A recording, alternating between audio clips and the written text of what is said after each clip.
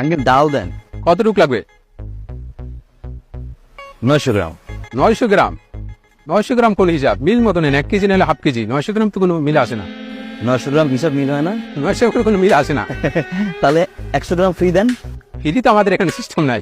System নাই তাই তো? এরকম কোনো সিস্টেম নাই। তাহলে 900 গ্রামই দেন।